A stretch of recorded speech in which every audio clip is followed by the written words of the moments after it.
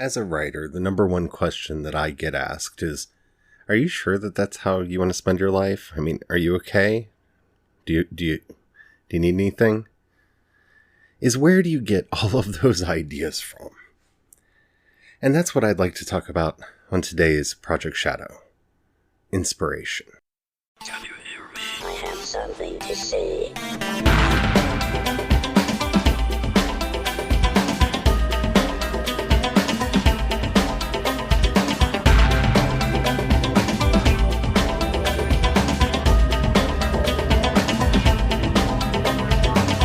Project Shadow starts now.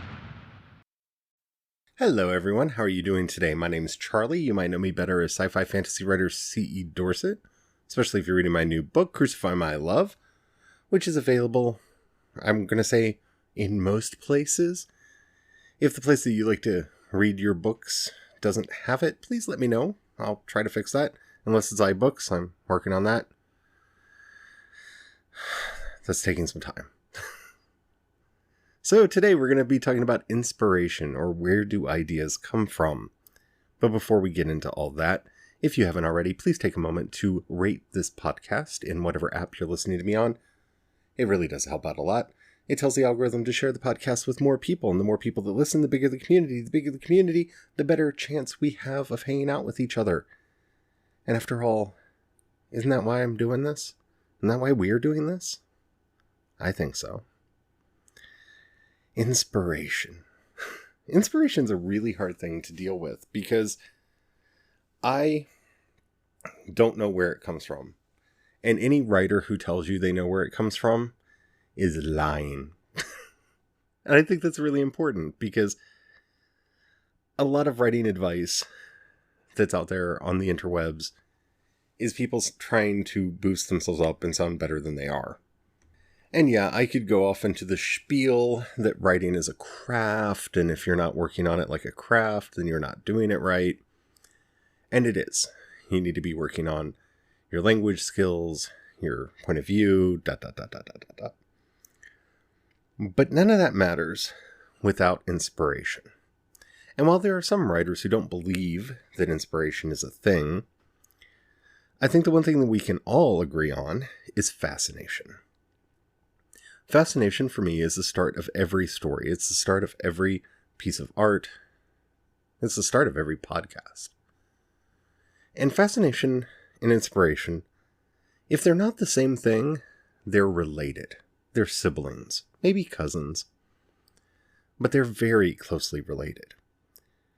When trying to do anything creative, the first thing that you need is a fascination. You need something that holds your attention, that locks you in, that doesn't want to let go. And without that, I can tell you from personal experience, you will never make it through the grueling process that is writing a book, or doing a painting, or any of the other things that require artistic effort. This is one of the reasons why I often distinguish myself as a graphic designer and not an artist, because I don't usually have inspiration. I very rarely, I guess I should say, have inspiration when I'm going into doing a piece. It's more, I need to do this thing for either marketing or for a book cover, or because I've been commissioned to do it by someone else. And for me, art comes out of a much more personal place. But to each their own. I do believe, though, that if you're going to try to sustain yourself as a writer or in any artistic field, you need to be cultivating as many fascinations as you can, because those fascinations are the ground from which all of your inspirations will flow. If you just can't get the idea out of your head, if it just won't leave you alone, you'll be able to deal with the middle of the project. Because that's the part that's hard. Starting a book is so easy. You can sit down and start writing, whether that's longhand or typing it out. That's easy. It really is. You get a notion and you just start writing. Being able to sustain yourself through the process of figuring out what the story is, how the story wants to be told, who needs to be in the story, who doesn't need to be in the story, requires I hate to say it, but almost a level of obsession. Because inevitably, you're going to get to a point in the project. For me, it's almost always halfway in. Just after the first part break. When you just realize, deep in your heart, this is the worst thing I ever could have done. This is the stupidest idea I ever could have written. I'm not up to the challenge of doing this. It's just never going to get finished. There's just too much here. It's a part of the process that is inevitable. It's more inevitable than editing or rewrites. You're going to hit a wall. Fascinations break you through that wall. When I was writing Crucify My Love, I had a set of images that came through my head that were inspired by a song, Crucify My Love by X Japan. I've talked about that a bit on the podcast before. But when I talk about fascination as being kin to obsession and the place where inspiration comes from, every day when I got up to write that book, every day I woke up with that song in my head. I heard Tashi's voice in the back of my head singing that song. And the images that wanted to be in that book kept pressing on me and pushing on me. And I couldn't let them go. I was fascinated by the story my mind was telling me was hidden in that song. When I was working on the sequel, which y'all haven't gotten to see yet, Sanctify My Sins, I had the song Sanctify by Years and Years stuck in my head. Every day.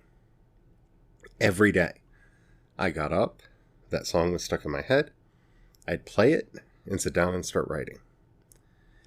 Because I knew the story was in there and it wanted to be told. And I'm not saying you need to find a song or that it's going to be that obvious. The inspiration isn't always that obvious. When I wrote The Chain, my inspiration, my obsession, my fascination was exactly how gay could I make a story? A fantasy story. Yeah. How gay can it be? Well, what if everybody was a drag queen? That's pretty gay. What if there are literal fairies in it? Yeah, let's do that. Literal fairies. Because I was frustrated because, I had been relegated to the diversity panels and not allowed over where the real writers are. And I just wanted to kind of play with the idea of if you're going to call me a queer writer, I'm going to show you exactly how queer I could be. And so every day it was a challenge. Like, how can I gay this up more? Is there any way I can cite a Madonna song today? Just things like that just kept pushing into my mind and motivating me to move forward. It was a very intangible, almost like I felt dared. Like, oh, you're going to call me a queer writer. Let me show you how queer I can be. And some of you may be wondering if that's why I'm doing a rewrite on The Chain. And it's not. It's because I want to write the sequel. And I don't think it would do the story justice if I do the little bridging novella that I had originally wanted to do. And I want to work that material back into the book proper. But yeah, the fascination and inspiration are so vital to being able to get through. And you'll find it wherever they are. Sometimes it's a dream. I've written many a story because I had a dream about it. If you haven't noticed, I get a lot of inspiration from songs. Some people think that The Chain was inspired by the song The Chain by Fleetwood Mac. It was named after the song The Chain by Fleetwood Mac because as I was writing it, when I wrote the final scene, I I had two songs competing to play in my head and kind of alternated back and forth when I was writing the finale of that book. And one was Julianne, I Give My Heart, and the other was The Chain by Fleetwood Mac, and I just thought The Chain was the perfect name for the book, and so used it for the book. That story was actually inspired by a song, but it was the song When Giants Walk by Kathy Marr, which if you haven't heard it, hunt it down, go to YouTube, search it, find it, listen, fall in love. It's a great song. And I love it so very, very, very, very, very much. But that's my personal well. That's where I go to. If you are wanting to be creative, if you feel that drive to be creative, you need to figure out where your inspirations arise. Where do they come from? What is it that just gets stuck in your head and won't let go? Where are your fascinations hiding?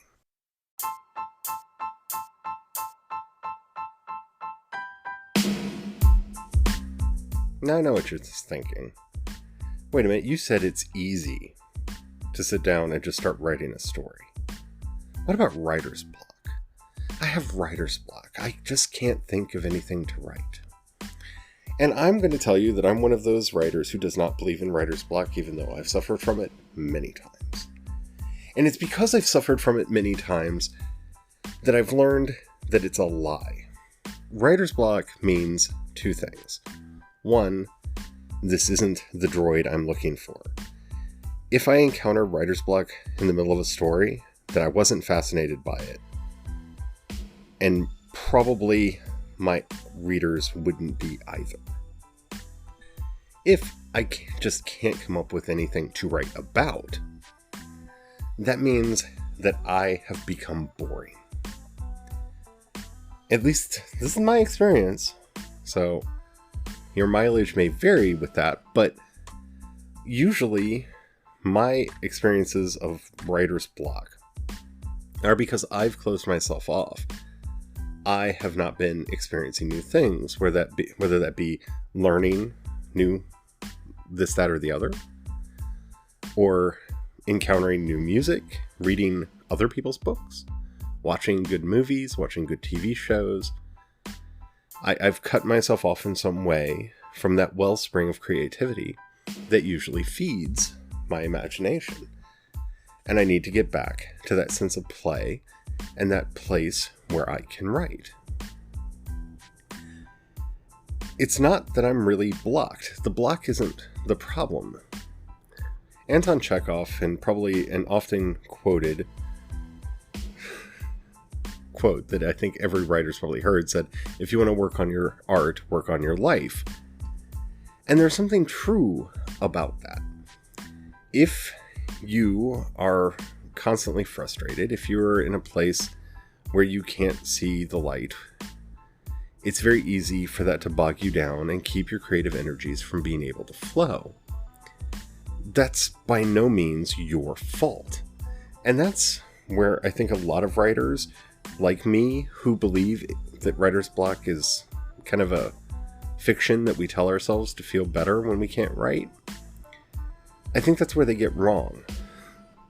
Because then the usual advice is, writing is a job. It's not meant to be easy. If it was easy, it wouldn't be a job. And that's crap. That's just pure BS. Writing, at least drafting, should be fun. If you're not having fun writing your draft, then you're doing something wrong. Because if you're not enjoying it, your readers are not going to enjoy it either. I mean, you can try every clever trick that you want to make that work, but I really, I can't accept this idea that if you're not suffering for your art, then your art's not worth doing. Now, writing can be hard. There are times when you just don't feel like working for this reason or that reason. You didn't sleep well, you're a little under the weather, your allergies are acting up, there are storms that are making your joints ache. All of those things, they can happen. They're real. And they get in the way of being able to get stuff done. You don't always want to sit and edit. Editing, at least in my experience, is not fun. It can be from time to time, especially when you really get into the moment and you get into that flow state and everything seems to be just working. And oh, there's a problem. Ooh, there's a solution. And bam, bam, bam, But that's few and far between, at least in my experience, that happens. But drafting should be fun. Those first initial versions of your story that you're working on should be so thrilling to you that you can't imagine that story not existing. And that's, I think, where a lot of writers are being led astray. Because writing is a profession. No, writing is a vocation. Writing is a calling. And it's great when we make money off of our writing. And if you haven't bought my book, please go buy my book. It's awesome. I love it. But the number of writers who get to make a living, like a straight up living off of their books, they're few and far between. It's getting better with things like Patreon and with social media helping people find writers that they never would have found before. I mean, it's easier in some ways, it's harder in others. But making money off of your books should not ever be your main concern. And that's where I think a lot of writers get their block from and their lack of inspiration. Well, you should look at the market. Does the market want the book that you're writing? I don't know. Did the market want The Hobbit? The market obviously didn't want to Interview with a Vampire. It took it a long time for people to start liking it. But if you're taking your ideas and bottling them up because the market's just not ready for that, well, that's where your inspiration is. It's in all the bottles. And by trying to force yourself to write some illusion that you've built in your own mind of what the market wants and what the market will bear right now, well, that's the easiest way to bog yourself down in a whole bunch of nonsense that you don't feel like writing, that you don't feel like working on, and that you'll probably experience writer's block about. Write your story. Because I'll tell you right now, it doesn't matter what's popping in the market right now. I don't want to be well known or known at all for following. When The Hunger Games was the biggest thing ever, I didn't write a Hunger Games style book, even though I thought of one. I had an idea for one. I wrote the idea down just to get it out of my head.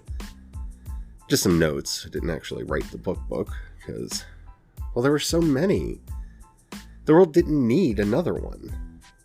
And the one that I was writing, the idea that I had wasn't special enough to make it unique. So I followed along. I waited as long as I did to write Labyrinth of Souls, and I'm actually giving it some breathing time before writing Stone of Heaven, which is book 2 in that series, because of Harry Potter. I had some of the initial ideas for that a long time ago, but the Harry Potter books were so big, why would I try to write a magic school story? And then immediately after that, I think it was Paper Magicians came out. The first book in the Magician series. I think that was the name of it. But yeah, maybe it was just The Magicians. I'm not sure. I can't remember now. It's been a while ago since I read it. And I was like, see, somebody else is doing a magic story, and it's different from the one that I'm doing, but it's going to take the oxygen out of the room, and people aren't going to pay attention to my magic school. And so I put it on the back burner.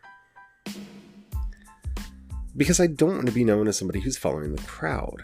I want to be me. I want to do my stuff. And see, this is how stupid that was. I put that idea on the back burner and then spent about 4 years not writing anything. Because, yeah, I put the idea that I wanted to write on the back burner. And you need to watch yourself from doing that, because there's a lot of writing advice that if you're trying to start a business and be very business-minded, sure, it's probably a good idea. But if you're wanting to have some sense of creative fulfillment from the work that you're doing, it's really not going to help you, and it's going to hamper that creative flow that you're looking for. But you know what? If when the Hunger Games was really big, I came up with my own idea that I thought was really fun, I definitely would have written it. It's just the idea that I did come up with, it was kind of boring. It just, didn't excite me. Didn't make me want to get up in the morning, and so, no, didn't write it. And there you go. That's it. That's all there is to it. That's all she wrote. So I hope this helped you understand inspiration a little bit better. Because you really have to find out what it is that moves you. That's where the fascination is. That's where your inspiration lies. Once you find that, mine it for all it's worth. And interesting things will happen. Hope you enjoyed this episode. If you did and you haven't already, please rate this episode and or podcast wherever you're listening. Helps out a lot. If you've got a buck you can throw my way, please take a moment to go down into the show notes, and you can either click the Patreon link or the community support link. The only difference between the two is the people on Patreon occasionally get stuff. Thank you so much to everybody who does that. That really is how I'm planning on making a living, and I really would like to make a living doing the writing and the podcasting and all that stuff. So thank you to everybody who does contribute. If you don't have any money right now and you don't feel like donating, don't worry about it. Not a big deal. But if you know somebody you think would like this podcast, do share it with them. That helps out immensely as well. I'm also going to have some signed books that I'm going to be putting up on the website soon. I'll let you know when that happens. Until next time. Oh, wait. If you have any topics you'd like to hear discussed on the show, you can either click the voice message link in the show notes and send me a voice message. Keep it clean so you can use it on the show. Or you can hit me up on Twitter or Instagram. I'm CE Dorset on both. You can find links to everything that I do over at projectshadow.com. There we go. Until next time, don't forget, have the fun. Bye.